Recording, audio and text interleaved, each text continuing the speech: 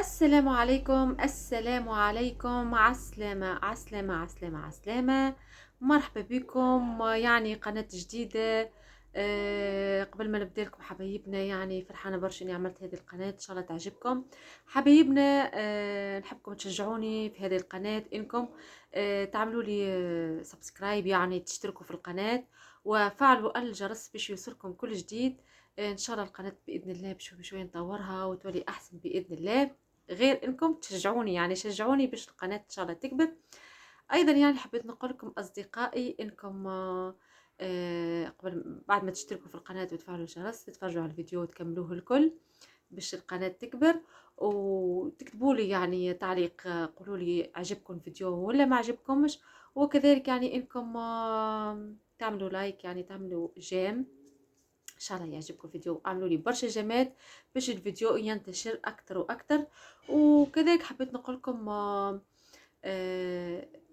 ان شاء الله يعني القناة تكبر بكم وبمحبتكم وبتواصلكم معي. ويلا الان نتابع هذا الفيديو، ان شاء الله يعجبكم ان شاء الله. يلا شباب، اول مقطع عندنا ياسر القحطاني المشهور، يعني نجم الهلال والبطل السعودي في قناه ام بي سي. خلينا نسمع بس. وريني شيء، طيب تقدر توريني عليه يعني عرض مثلا؟ الكمامة. هذه الكمامة؟ نعم. طيب كيف؟ يا اخي طفل جدا هذه صغير. الكمامة ذكية، سميتها كمامة المستقبل. ايوه. يعني ألبس هذه الكمامة عندما أكون بمفردي في إدارة أو مكتب أو أي مكان. كثير من الناس لا يرتدون الكمامة. صحيح. إذا كانوا مصابين عندما يعطسون أو يسعلون تنتشر العدوى في تلك صحيح. الغرفة أو في ذاك المكان، ولهذا قمت بالتفكير في هذه الكمامة.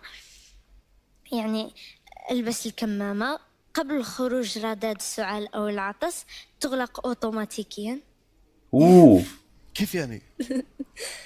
ممكن تجرب؟ نعم. تفضل.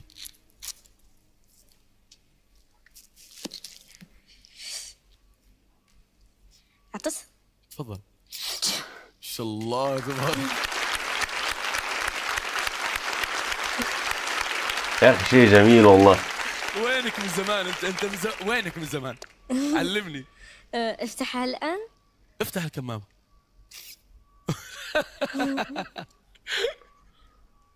اختراع مثل هذا مفروض ينتشر انتشار اكثر من الكورونا نفسها صراحة. اتكلم معك عن جد، يعني ما شاء الله تبارك الله. انت اكيد يعني لو هسألك عن السر او اسرار الاختراع هذا ما تحكي عنه، صح؟ نعم، راح أقول لك ليش السبب. طيب؟ لأنه في متابعين يشوفون البرنامج الآن. إيه؟ ممكن إذا قلت طريقة أو أسرار راح يعني يسرقون الفكرة وما تصبح فكرة.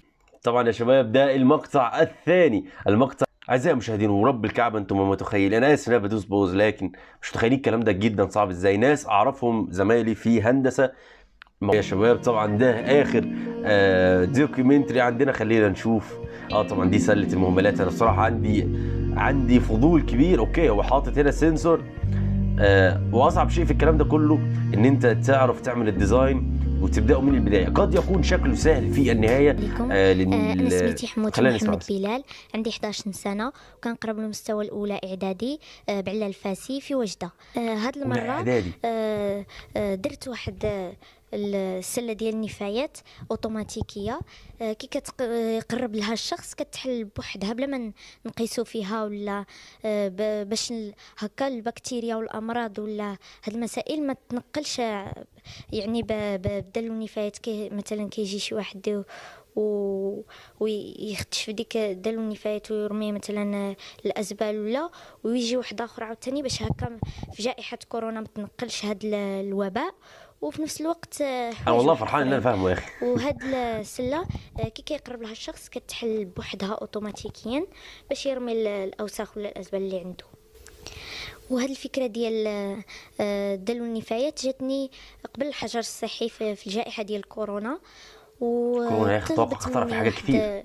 شويه ديال الوقت مثلا هكا واحد 5 الايام ولا اسبوع هكا، والحمد لله خدمت مزيان. كتنفع مثلا في الخارج وفي المنزل، في المدارس باش ما يتنقلوش الامراض، وفي المدارس في الاماكن العامه، وتقدر هذه أنا درت كنموذج مصغر يقدر من بعد يولي في الزنقة مثلا دوك الفيديوهات اللي كبار باش يعني تخدم اوتوماتيكيا. والصعوبات او الاكراهات اللي واجهتها باش نخدم هاد سلة النفايات كانوا بعض المشاكل في المواد باش صنعتها. كانوا بزاف المشاكل بحال مثلا فاش كنجي نخدم شي حاجه خصني ضروري نفكك شي حاجه واحده اخرى باش ندي منها شي حاجه باش نعاود نولي ندير هاد سلة النفايات.